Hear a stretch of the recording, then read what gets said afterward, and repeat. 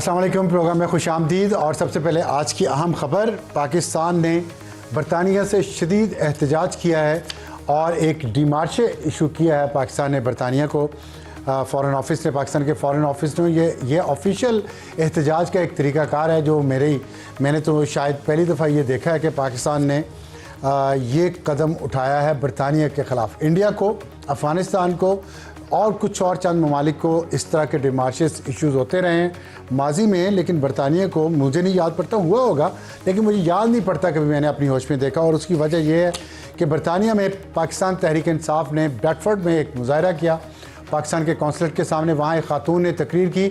इसके बाद PTI UK का जो ऑफिशियल एक्स अकाउंट है उसने इस क्लिप को ट्वीट किया और फिर उसके बाद इस पे तबसरे शुरू हुए। और उसके बाद पाकिस्तान ने आज ये काम किया है कि UK को इस पे डिमार्शे दिया है और साथ ये भी कहा है कि अगर एक्शन ना लिया तो हम इसको गैर जानिबदारी नहीं समझेंगे। साथ पाकिस्तान ने याद करवाया बरतानिया का इंसदाद दहशतगर्दी एक्ट 2006, जिसमें दहशतगर्दी के हौसला अफजाई संगीन जुर्म जिसको करार दिया गया है। और बरतानिया में इस तरह धमकी आमेज़ गुफ्तगू बैनुल-अक़वामी कवानीन की खिलाफ वर्जी भी है, ये भी पाकिस्तान ने याद करवाया है। और पाकिस्तान ने बरतानिया से मुतालबा किया है कि इस वाक़े में मुलव्विस अफराद और जिन्होंने ये मुजाहरा अरेंज करवाया है उनकी शनाख्त और तहकीकात के बाद उनके ख़िलाफ़ कानूनी कार्रवाई की जाए। पाकिस्तान ने यह भी कहा है कि ना तो ये आज़ादी इज़हार राय है और ना ही सियासी इख्तिलाफ, बल्कि ये इश्तिआल अंगेज़ी और बराह रास्त दहशत गर्दी पर उकसाने पर के मुतरादिफ है। अब ये बात बड़ी अहम इसलिए भी है कि बरतानिया के अंदर कुछ साल पहले मुजाहरे हुए थे और वहाँ पे सोशल मीडिया के ज़रिए जो बरतानिया के लोगों ने जिन्होंने इंसाइटमेंट टू वायलेंस का मवाद शेयर किया या इवन रीट्वीट भी किया, उनको भी वहाँ पे सज़ा मिल चुकी है और सज़ा भी बहुत ज़्यादा, जिसमें 12-14 साल के बच्चों से लेके 70-75 साल तक के बुज़ुर्ग भी शामिल हैं। किसी का उन्होंने लिहाज नहीं किया जब अपने मुल्क की बारी आती है। लेकिन वहाँ पे रह के दूसरे मुल्कों के बारे में क्या क्या होता है इसका एक आपको ये मिसाल नज़र आई होगी। तो ये एक बड़ा अहम इशू था, हमने सोचा आपसे शेयर करें और इस पे भी कि देखते हैं बरतानिया इसके जवाब में क्या कहता है। क्या बरतानिया एक्शन लेता है या नहीं लेता, जैसे वो अपने शहरियों के ख़िलाफ़ इस तरह इंसाइटमेंट टू वायलेंस का मवाद सोशल मीडिया पर शेयर करने के बाद जिस तरह वो एक्शन लेता है। क्या वो ऐसे तारकीन वतन जो पाकिस्तान से गए हैं या किसी और मुल्क से गए हैं, वो अगर तशद्दुद पे उकसाएँ, वो अगर नफ़रत फैलाएँ सोशल मीडिया के ज़रिए, तो बरतानिया के कवानीन क्या कहते हैं। और हमारा आज के प्रोग्राम का तारुफ, हमारी आज की टॉप स्टोरी होगी कि मोहम्मद बिन ज़ैद अल नहियान पाकिस्तान के अचानक एक रोज़ा दौरे पे आए, दौरा मुकम्मल किया और वापस चले गए। ये किस तरह सिग्निफिकेंट है पाकिस्तान के लिए, इसके पीछे क्या वजूहात हैं और इस दौरे में क्या हासिल हुआ या कुछ हासिल हुआ भी या नहीं हुआ, इस पर हम अपने प्रोग्राम में बात करेंगे। और साथ स्ट्रीट मूवमेंट जो पाकिस्तान तहरीक इंसाफ चलाने जा रही है, जिसके लिए सुहेल अफरीदी खैबर पख्तूनख्वा के वज़ीर आला वो इस वक्त लाहौर पहुँच चुके हैं। वहाँ उनकी क्या मसरूफियात हैं इस पर बात करेंगे। हमें ज्वाइन करेंगे एहसन इकबाल चौधरी जो वफाकी वज़ीर मनसूबाबंदी हैं और उनसे पूछेंगे कि रात को क्या हुआ, जो इनका एक वीडियो बहुत वायरल हुआ है जब वो लाइव प्रोग्राम में थे वसीम बादामी के। तो आप लोगों के ज़हन पे बहुत सारे सवाल हैं, वो भी उनसे पूछेंगे। और टेल एंडर होगा हमारा आज क्रिकेट की तारीख का नया रिकॉर्ड। आज एशेज़ सीरीज़ शुरू हुई है, टेस्ट मैच था मेलबर्न में, वहाँ क्या हुआ इस पर टेल एंडर में बताएंगे। हॉट इशू हमारा आज का, डील हो पाएगी या नहीं, डील की बातें हैं। तहरीक तहफ़्फ़ुज़ आईन पाकिस्तान ने भी आज बयान जारी किया है और उन्होंने मुज़ाकरात की दावत पर कहा है कि वो तैयार हैं, लेकिन 8 फरवरी को यौम सियाह ज़रूर मनाया जाएगा। दूसरी तरफ जो dialogue national dialogue committee Fawad Chaudhry, Imran Ismail और महमूद मौलवी ने बनाई है, वो क्या कर रही है, इस पर बात करेंगे। हमें ज्वाइन करेंगे इमरान इस्माइल साबिक़ गवर्नर सिंध और सीनियर सियासतदान हैं। और हमारा आज का एडिटोरियल बहुत अहम इशू पे जो है आर्टिफिशियल इंटेलिजेंस, जो दुनिया को बदल रही है और इंसानों के लिए आसानियाँ पैदा कर रही है, आसानियाँ ला रही है, लेकिन ये एक दो धारी तलवार है इस तरह से कि जहाँ ये इंसानियत के फ़ायदे में है वहाँ बेरोज़गार भी ये लोगों को बना रही है। इस पर बात करेंगे हमारे आज के एडिटोरियल में। तो शुरू करते हैं हमारे आज के प्रोग्राम का टॉप स्टोरी से, अल नहियान का अचानक दौरा, स्ट्रीट मूवमेंट। बहुत शुक्रिया एहसन इकबाल साहब हमें ज्वाइन करने का। खुशामदीद प्रोग्राम में। ये फरमाइएगा कि मुत्तहिदा अरब अमारात के सदर आज तशरीफ़ लाए शेख मोहम्मद बिन जैद, और पाकिस्तान का सरकारी दौरा तो उन्होंने मुकम्मल कर लिया है, लेकिन अभी पाकिस्तान में ही हैं। ये फरमाइएगा कि क्या अहमियत थी इस दौरे की? वो पहले भी आते हैं हर साल, और रहीम यार खां में आते हैं, वहाँ रहते हैं, फिर चले जाते हैं। इस दफ़ा इस्लामाबाद आए हैं, यहाँ कुछ घंटे गुजारे हैं और वापस गए हैं। अहम क्यों है ये? जी बहुत शुक्रिया अफसार साहब। मैं समझता हूँ कि पाकिस्तान को जो एक नया मुकाम और मर्तबा हासिल हुआ है मार्का के बाद, उसने सफारती सतह पे पाकिस्तान का मुकाम नई बुलंदी पर फाइज किया है। आपने देखा है कि हाल ही में बैनुल अक़वामी मीडिया ने भी इस बात का नोटिस लिया है कि किस तरह अमेरिका की इंतजामिया में भी पाकिस्तान की हैसियत और पाकिस्तान का मुकाम एक नए पस मंजर में देखा जा रहा है, और पाकिस्तान उन विनर्स के अंदर शुमार किया जा रहा है कि जो ट्रंप एडमिनिस्ट्रेशन के पहले साल में जिन ममालिक ने अपनी खैर सगाली में बेहद इजाफा किया है। इसी तरह मशरक़ वस्ता में जो हमारे बरादराना मुल्क हैं, सऊदी अरब के साथ हमारा दिफाई मुआहदा हुआ है, और अब जो मुत्तहिदा अरब इमारात के सदर हैं वो पहली दफ़ा एक सरकारी दौरे पर पाकिस्तान तशरीफ़ लाए हैं। इससे पहले वो निजी दौरे पर पाकिस्तान तशरीफ़ लाते रहे हैं। तो इसकी बहुत अहमियत है इस लिहाज से कि इस दौरे के दौरान पाकिस्तान में सरमायाकारी के लिहाज से उनसे जो बातचीत होगी उसके आप देखेंगे आने वाले दिनों में बहुत अच्छा, अच्छे इसकी ये बात आपने जो की है, इसकी तवक्को तो जाहिर की जा रही थी, और एक कर्टन रेजर भी हुकूमत ने जारी किया जिसमें कहा गया कि बहुत सारे मुआहदों की, बहुत सारे इश्यूज पे काम हो रहा है। तो तवक्को ये थी कोई मुआहदा साइन होगा, तो ऐसा तो कुछ नहीं हुआ। तो ये क्या वजह है इसकी? देखिए, मैंने जैसे आपसे कहा कि इस सतह के जो दौरे होते हैं, सबसे पहले तो ये बहुत बड़ी खैर सगाली ज़ाते खुद कि वो सरकारी दौरा पहला पाकिस्तान का कर रहे हैं बरसों के बाद, ये एक बहुत बड़ी डेवलपमेंट है। और जब इस तरह के दौरे होते हैं तो उसमें जो इत्तफाक राय होता है, उसके बाद फिर माहिरीन की टीमें बैठकर उस कंसेंसस को और उस इत्तफाक राय को ठोस मुआहदों में शक्ल देती हैं। तो आप देखेंगे कि इस दौरे के इंशाल्लाह बहुत मुस्बत असरात निकलेंगे। पाकिस्तान और मुत्तहिदा अरब इमारात जो कि पहले ही एक बहुत मजबूत रिश्ते में है, इनके ताल्लुकात में मजीद गहरी दोस्ती में ये तब्दील होंगे। लेकिन ये बातें हम पहले भी सुन चुके हैं कुछ और ममालिक के हवाले से भी, लेकिन आया कुछ नहीं। अब ये बात हो रही थी कि लीबिया के साथ जो हमारा दिफाई मुआहदा हुआ है, उसके बाद यूए के प्रेसिडेंट आ रहे हैं, तो शायद कुछ इस तरह की बात भी होगी, लेकिन कुछ भी नहीं हुआ।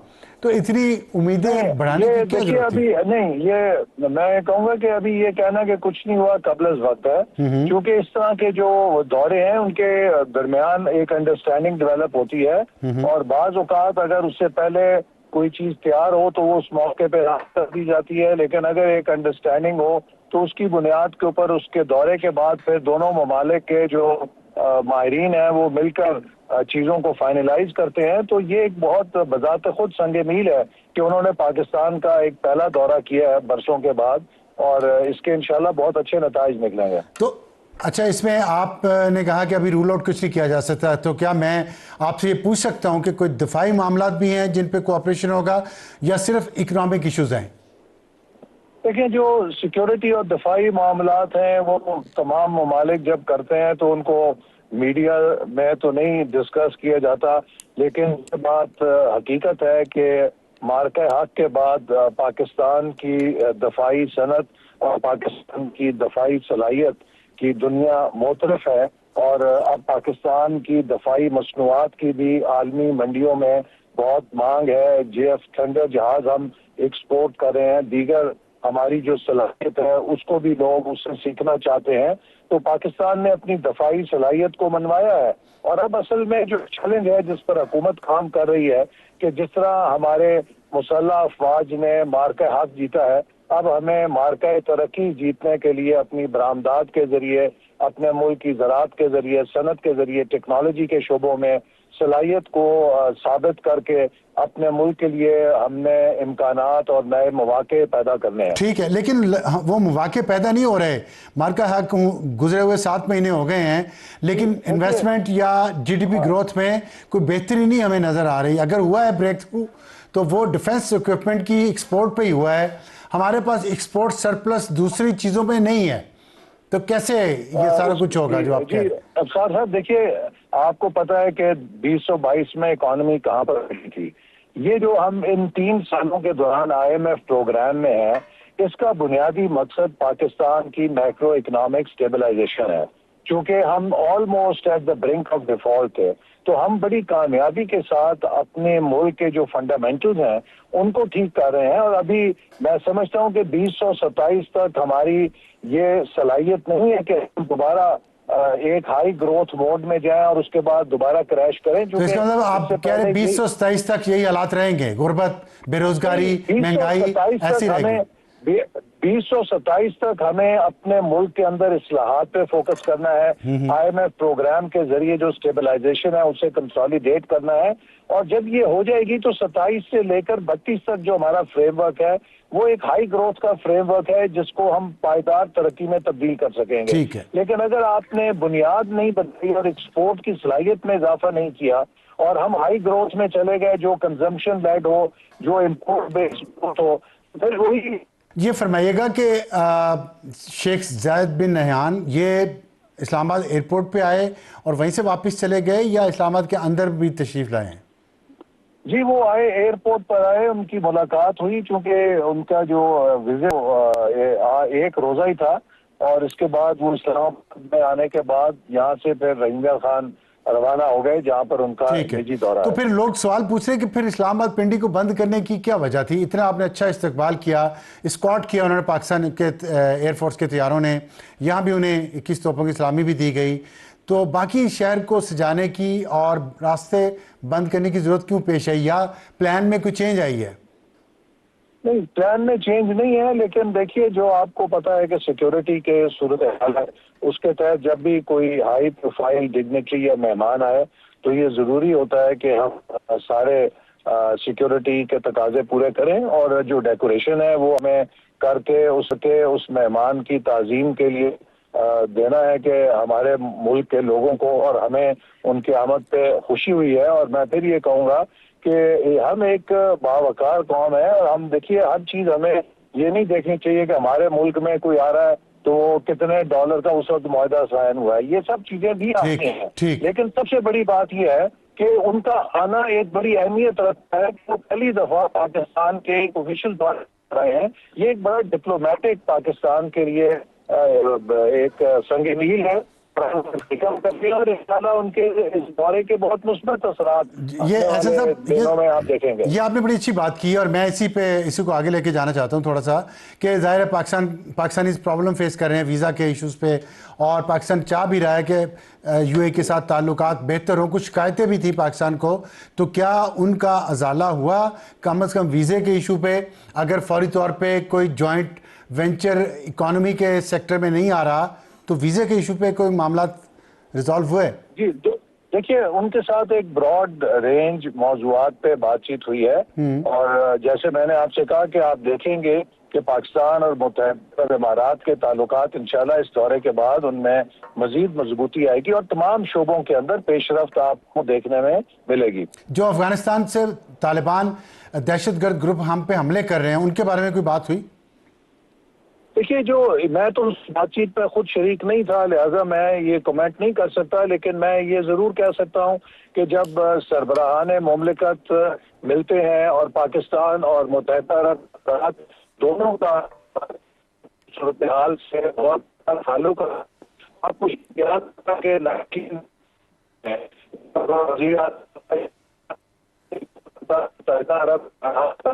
तो उसका एजेंडा भी अफगानिस्तान की तरफ से पहले वो गए। पाकिस्तान और मुत्तहदा अरब इमारात से अफगानिस्तान की सूरत हाल के बारे में आपस में नोट्स एक्सचेंज करते रहे हैं और एक दूसरे के साथ ताउन भी करते रहे हैं, और इस खित्ते की जो सूरत हाल है उस पर सबको तशवीश है कि किस तरीके से दहशत अफगानिस्तान की सरजमीन से सिर उठा रही है, और वो न सिर्फ पाकिस्तान बल्कि इस खित्ते के लिए बल्कि दुनिया भर के लिए एक खतरा बन सकती है। इसलिए इस मसले से तमाम ममालिक जो है वो उनकी दिलचस्पी है, और पाकिस्तान यकीनन अपने दोस्त ममालिक के हवाले से कोशिश कर रहा है कि वो अफगानिस्तान को कायल करे कि वो अपनी सरजमीन को दहशत गर्दों को इस्तेमाल करने की इजाजत ना दें। ऐसे सब ये फरमाइएगा, पीटीआई ने अब स्ट्रीट मूवमेंट का आगाज करने जा रहे हैं और सुहेल अफरीदी लाहौर भी गए हुए हैं इसी सिलसिले में। देखा रात आपका एक वीडियो क्लिप वायरल हो गया वसीम बादामी साहब के साथ, राब्ता ख़त्म हो गया, उसके बाद से एक प्रोपेगेंडा चल रहा है, बहुत सारी अजीब व गरीब किस्म की बातें भी आ रही हैं। आप थोड़ा सा कुछ क्लैरिटी से एक बार इसको बताएंगे कि क्या हुआ था वहाँ पे रात को, और क्या वो कौन शख्स, बच्चा था या बड़ा था या क्या था?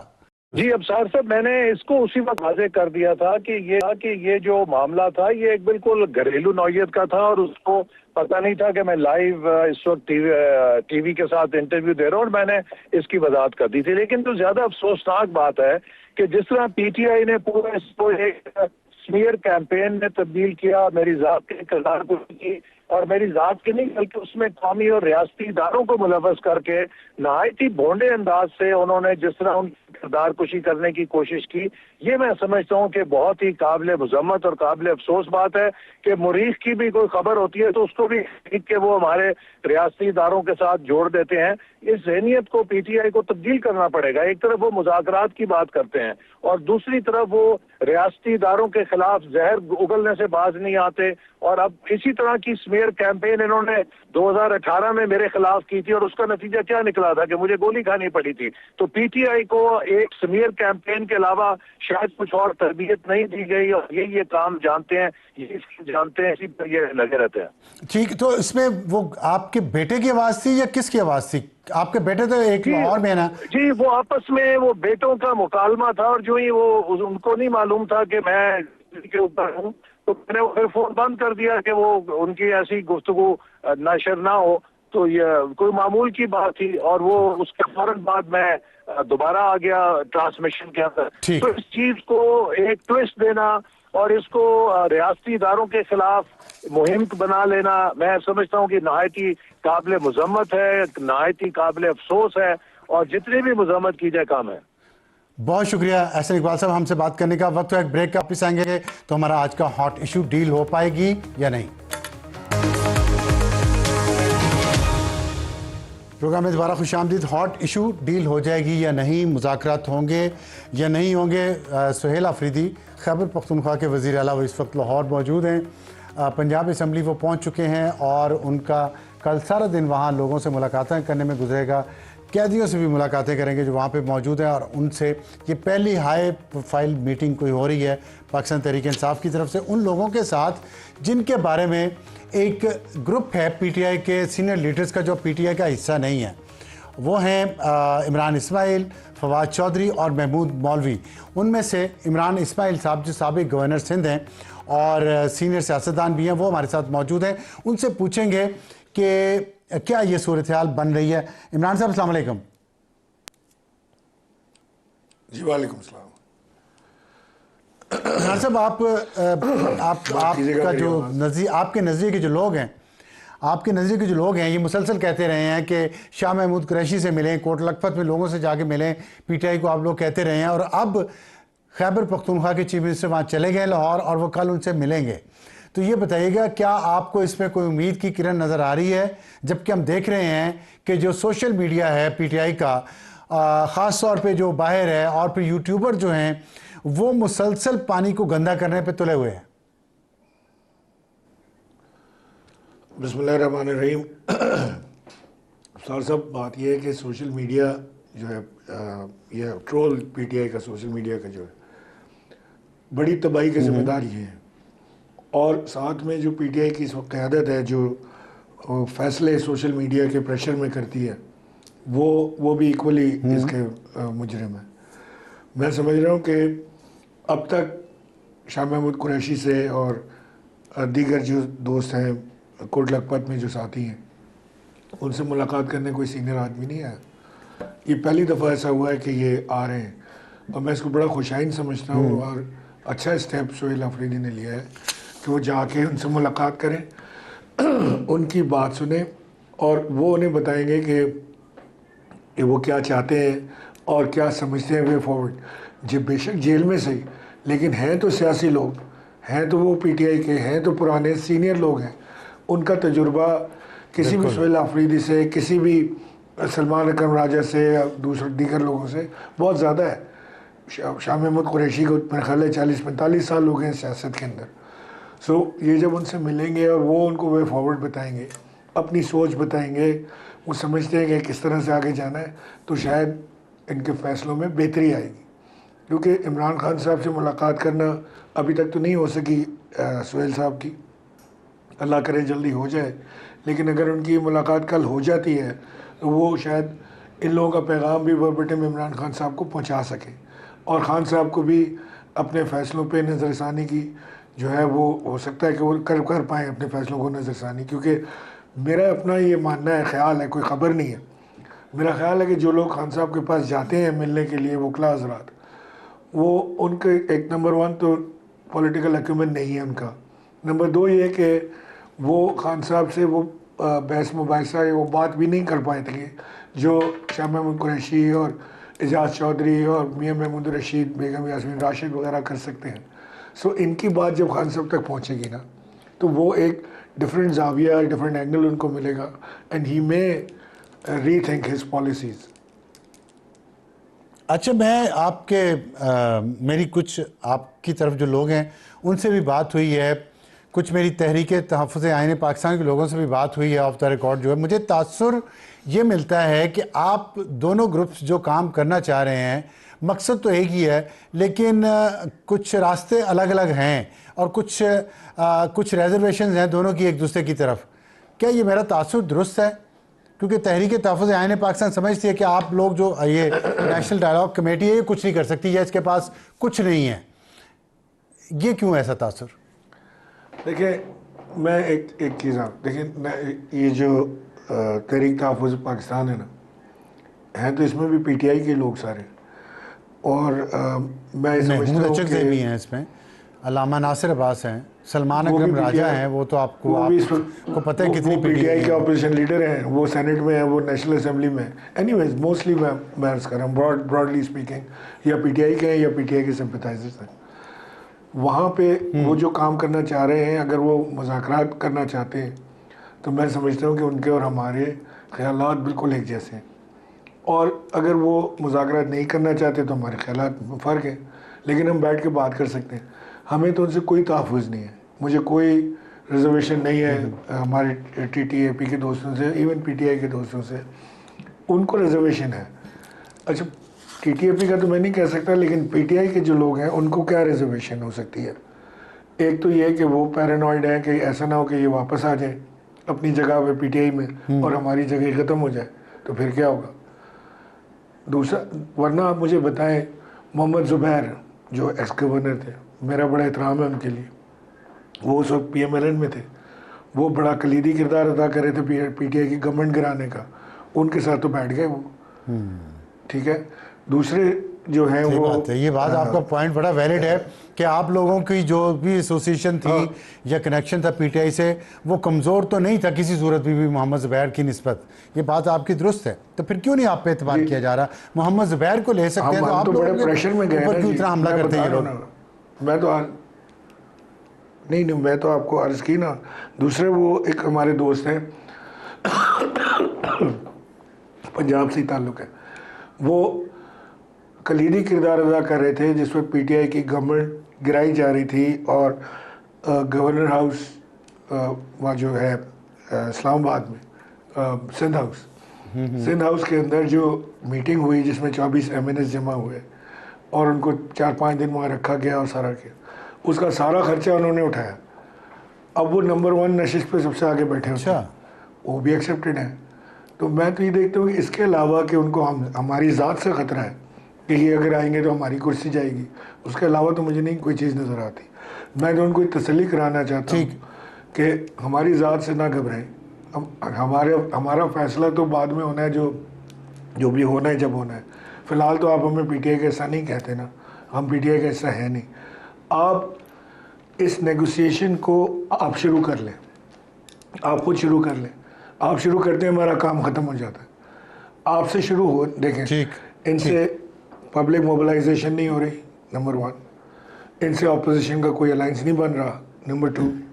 इनसे कोई मुज़ाकरात का अमल शुरू नहीं हो रहा, नंबर 3। ये हुकूमत से बात करने के लिए तैयार नहीं है, उनसे भी मुज़ाकरात नहीं हो रहे, नंबर 4। तो करना क्या है? रेवोल्यूशन ये ला नहीं सक रहे। 3 साल हो गए खान साहब को कहते हुए पब्लिक को जमा करो, रेवोल्यूशन आएगा। Where is that revolution? तो ये रेवोल्यूशन भी नहीं ला पा रहे, ये पब्लिक भी नहीं जमा कर रहे, मोबिलाइजेशन नहीं कर पा रहे। तो किस चीज़ का ख़तरा है? मेरी तो सब अकल काम नहीं करती, एक ही चीज़ समझ आती है कि सिर्फ इसी चीज़ का ख़तरा है। अगर ये खुद इतने बड़े लीडर होते हैं, ठीक है, इनकी तो कोई, मैं समझता हूँ कि वो हैसियत वक़्त उस तरह सियासी नहीं है, क्योंकि अगर ये इतने बड़े लीडर होते हैं पार्टी के अंदर, तो आज महमूद खान अचकज़ई और नासिर अब्बास साहब की क्या ज़रूरत पड़ती थी पीटीआई को कि उनको नेशनल असम्बली का अपोजिशन लीडर बना नामजद करते, इनमें से किसी को लेते ना। ठीक ठीक। करते अच्छा, नामजद आपकी कमेटी की तरफ से अयाज सादिक साहब से भी रब्ता किया गया है, और कुछ दिन पहले हमारी बात हो रही थी डिप्टी प्राइम मिनिस्टर इसहाक डार साहब से, तो वो उनका कहना ये था कि मैं तो चाहता हूँ कि मैं मुफाहमत वाला इंसान हूँ, उस तरफ हुकूमत की तरफ वो हॉक नहीं है, वो डव हैं, और वो कहते हैं कि मैं तो चाहता हूँ कि मुफाहमत हो और ये झगड़ा ख़त्म हो। तो लेकिन उन्होंने कहा कि इस वक्त जो सिचुएशन है उसमें मैं भी कुछ नहीं कर सकता, मतलब मिसट्रस्ट और टेंशन दोनों तरफ में इतनी ज़्यादा है कि वो कह रहे मैं भी कुछ नहीं कर सकता। आप क्या समझ रहे हैं कि वाकई कुछ नहीं हो सकता, या कोई ब्रेक थ्रू निकलेगा? और या सादिक साहब से जो आपका रब्ता हुआ उसका क्या जवाब मिला है? नहीं, बड़ा मुस्बत जवाब था। मैं तो बल्कि हैरान था उनका इतना पॉजिटिव एंगलिंग देख के। अयाज सादिक साहब थे, नज़ीर तारर साहब थे और राना सनाउल्लाह साहब थे। इनसे मुलाकातें हुई और इन्होंने बड़ी पॉजिटिव बात की। इन्होंने कहा कि जी हम चाहते हैं कि पॉलिटिकल टेम्परेचर नीचे है, आपकी एफर्ट बड़ी अच्छी है, आप कोशिश करें, हम आपका साथ देंगे। उन्होंने ये भी कहा कि हम वज़ीर आज़म से बात करेंगे और वज़ीर आज़म से बात करके हम आपको जवाब देंगे। वज़ीर आज़म से उन्होंने बात की, उन्होंने दिया जवाब वज़ीर आज़म से बात करके? कहा कि वो तैयार हैं। जी मैं बता रहा हूँ, उन्होंने अच्छा, कहा तो आपकी वज़ीर आज़म से मुलाकात हो रही है फिर हम जी हमारी डिप्टी वज़ीर आज़म से वज़ीर आज़म से भी मुलाकात होनी है जल्द इंशाल्लाह। कोई डेट अभी तक नहीं, कोई डेट नहीं। तो ये जो मैंने बात की है कि वो कह रहे हैं कि इस वक्त टेंशन बहुत ज़्यादा है, मिसट्रस्ट बहुत ज़्यादा दोनों तरफ में जी। तो वो जो डॉक्टर साहब की बात है उस पे आपका क्या तबसरा है? क्या आप समझते हैं कि ये ब्रिज नहीं हो सकती, ये जो दूरी है आपकी और इस्टेब्लिशमेंट की, ये दूरी उस दिन ब्रिज हो सकती है जिस दिन इमरान खान साहब चाहेंगे। तो अगर देखें ये इसमें तीन फरीक हैं। जिस दिन इमरान खान साहब चाहेंगे, तो क्या इमरान खान साहब चाहेंगे? यही तो सवाल है कि वो नहीं चाहते। नहीं, अब ये तो हम सबको पता है, इसमें कोई ब्रेकिंग न्यूज़ थोड़ी है। मैं तो आपसे ये अर्ज़ कर रहा हूँ कि इस तरफ ये अड़े हुए हैं कि ये नहीं चाहते हैं, ठीक है, उस तरफ भी कोई नरमी का माहौल नहीं नज़र आ रहा, बातचीत का बात हो रही है लेकिन बातचीत का माहौल नहीं नज़र आ रहा कहीं पे। सो हम क्या कह रहे हैं? हम ये कह रहे हैं कि इमरान खान साहब जिन लोगों की बात सुन सकते हैं, जिनकी बात मान सकते हैं, जिनकी बात बस छोड़ दो, जिनकी बात सुन सकते हैं, वो लोग हैं जो इस वक्त कोट लखपत जेल में हैं। कोट लखपत जेल में जो बैठे हैं वो सीनियर लोग हैं, उन्होंने पार्टी के लिए कुर्बानियां दी हैं, उतनी जेल काटी जितनी इमरान खान साहब मैं समझ गया। अच्छा, आखिर में सिर्फ ये बता दीजिएगा कि जो इंग्लैंड में हुआ है और उस पर पाकिस्तान ने एहतजाज भी किया बरतानिया के साथ, आप समझते इस तरह की बयानात, ये आग लगाने वाले जो बयानात हैं, ये बेहतरी है? आपके ख्याल में ये किस तरह की बात की गई है और इस पर क्या करना चाहिए अब पीटीआई को? बड़ी बेहुदा और बड़ी बेकार फजूल की बकवास मैं समझता हूँ की गई है। ये कोई पीटीआई का साइंस तो नहीं है। ये मैं आपको अर्ज कर रहा हूँ ना, पीटीआई ऐसे लोगों के हाथ में आ गई जो सियासी नहीं है, बस कॉल एहतजाज होगा। जी मुझे पीटीआई ऑफिशियल ने ट्वीट किया, ये तो उनकी बेवकूफ़ी है। मैं कह रहा हूँ वो एहतजाज की कॉल दे दी, लीड कौन करेगा कोई पता नहीं है, कंडक्ट कौन करेगा कोई पता नहीं है, पब्लिक के हाथ में माइक पकड़ा दिया, उसकी वीडियोस बना ली और बस चढ़ा दी उसके ऊपर ज़्यादा से ज़्यादा हिट्स और ट्वीट्स के लिए। और इस पे मैंने इसको बड़े और इस तरह सख्ती से करके condemn चंदे भी करता जमा हूं। होते हैं साथ। और पीटीआई को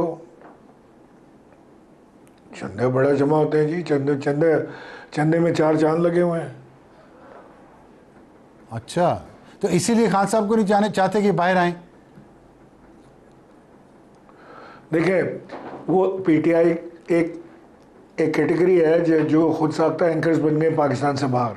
अब मैं अगर मिसाल के तौर पे नाम लेते हूँ आपको, मेजर आदिल राजा हैं या हैदर मेहंदी हैं, जो एक दिन के लिए भी पीटीआई में नहीं रहे, ना कभी संपत्ति थी, ना उनको इमरान खान से मोहब्बत है, ना उनको पाकिस्तान से मोहब्बत है, ना उनको आर्मी से नफरत है।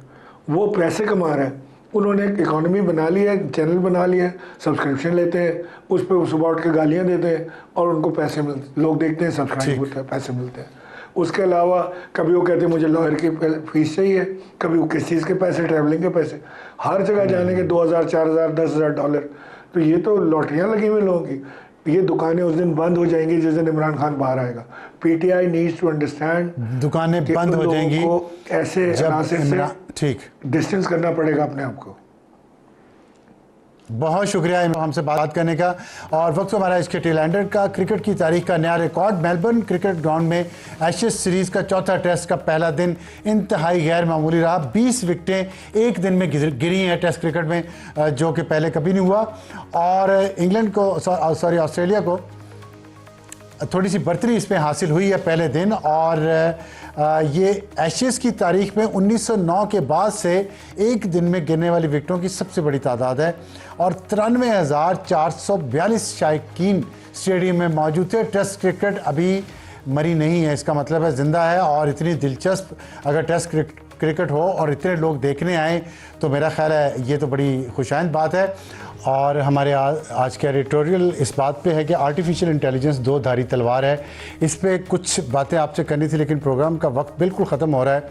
सिर्फ ये बता दें कि पाकिस्तान के लिए इसके फ़वाइद क्या हैं, फ़ायद भी हैं, नुकसानात भी हैं। इस पर हम अपने कल के एडिटोरियल में करेंगे तफसील से बात। आज के लिए इतना ही। खुदा हाफिज़ एंड गुड नाइट।